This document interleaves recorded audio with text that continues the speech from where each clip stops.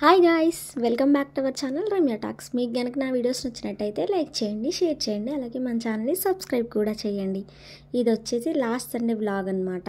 So last Sunday అంటే ఈ సండేకి post phone అవుతూ వచ్చింది వ్లాగ్ ఎడిట్ అయ్యేసరికి. లాస్ట్ సండే అయితే మేము విజయవాడ వెళ్ళామంట. అంటే మండే కూడా పిల్లలకి స్కూల్ హాలిడే వచ్చిందని చెప్పేసి ఇంకా విజయవాడ అయితే వెళ్ళామన్నమాట. ఆఫ్టర్నూన్ అంతా సండే ఆఫ్టర్నూన్ వరకు ఇంట్లోనే ఉన్నాం. సో ఆఫ్టర్నూన్ నుంచి బయటికి వెళ్దామని చెప్పి బయలుదేరాం. డైరెక్ట్ వెళ్ళడం యాక్చువల్లీ మేము దుండిగానే 72 ఫీట్ మెట్టి వినాయకుడిని అయితే పెట్టారు కదా, అది చూడడానికి అయితే వెళ్దామని చెప్పేసి ఫస్ట్ ఎర్లీగా బయలుదేరిపోయాం కదా. ఫస్ట్ పీవీఆర్ మాల్కి అయితే వెళ్ళామన్నమాట, ఐమాక్స్కి. విజయవాడలో మాల్కి నేను ఇది ఫస్ట్ టైం వెళ్ళాం. అండ్ హైదరాబాద్లో మాల్స్ చూసాను నేను. ఇక్కడ మన కాకినాడ దగ్గరలోనే ఎస్ఆర్ఎంటీ మాల్స్కి కూడా వెళ్ళాం, చూసాం. విజయవాడలో ఫర్ ద ఫస్ట్ టైం నేను అక్కడ మాల్కి వెళ్ళాం. సో వెళ్దామని చెప్పేసి క్యాబ్ అయితే బుక్ చేసుకున్నాం అనమాట. సో వచ్చేది అదే క్యాబ్. సో మేము ఇక్కడి నుంచి డైరెక్ట్గా పీవీఆర్ మాల్కి అయితే వెళ్ళిపోయాం. మాల్ అయితే బాగుంది, పిల్లలు కూడా సరదాగా ఎంతోసేపు అయితే మాల్లో టైం స్పెండ్ చేయలేదు. నియర్లీ 1 అవర్ పట్టిందేమో అంతే. సరదాగా అటు ఇటు తిరిగి అయితే వచ్చేసాం. ఏం షాపింగ్ ఏం చేయలేదు, ఏం లేదు, జస్ట్ చూడడానికి అయితే వెళ్ళాం అంతే. మాల్ ఎట్లా ఉందా అని చెప్పేసి, ఏదైనా చూసేదాకా ఆగదు కదా మనకి, నయనానందం అన్నమాట ఏదైనా చూడాలని చెప్పేసి మాల్ అంతా ఒక రౌండ్ అయితే కొట్టేసాం మొత్తం పిల్లలతోటి. సో చూసిన తర్వాత అనిపించింది ఆ టైం వేస్ట్ చేసామా అని చెప్పి. ఒక్కొక్కసారి టైం వేస్ట్ అని అనుకోకూడదు, మనం కొంచెం ముందుగా ఎక్కడికైనా బయటకు వెళ్తే టైం కవర్ అవుతుంది అనుకోవచ్చు. ఇది వచ్చేసి 99 మార్కెట్, ఇందులో కూడా వెళ్ళాం. కెమెరాస్ అయితే ఎలో లేదు, అందుకని అక్కడ షూట్ చేయలేదు. సో అక్కడి నుంచేసి ఆ టైం అయ్యేసరికి మేము డుండి గణేష దగ్గరికి అయితే వచ్చేసాం. సో బయట లైటింగ్ అయితే చాలా బాగుంది, ఎంట్రన్స్ దగ్గర నుంచి.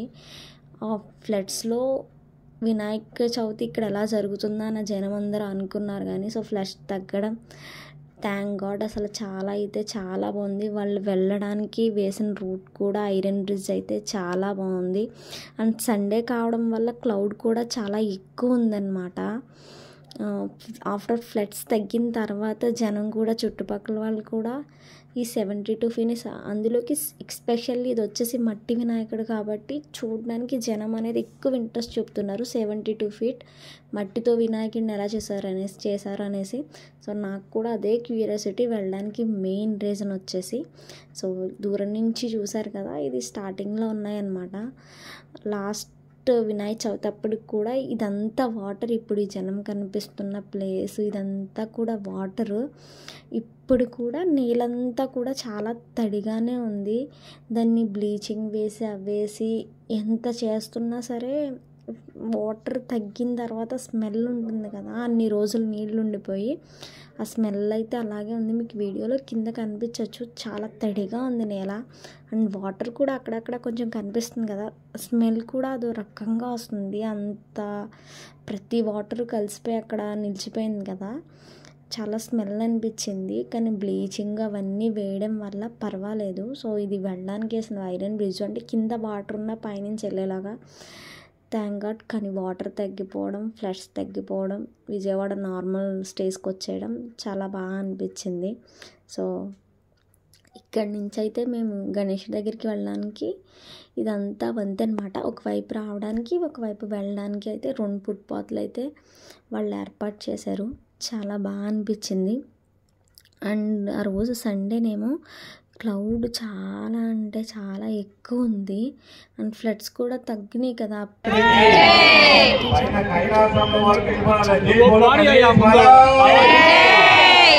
గణపతి బప్ప, గణపతి బప్ప, గణపతి బప్ప, గణపతి బప్ప. ఆహా, ఎంత ఆనందం అండి. మన విజయవాడ ప్రజలకి ఎంతో భక్తి ఉంది.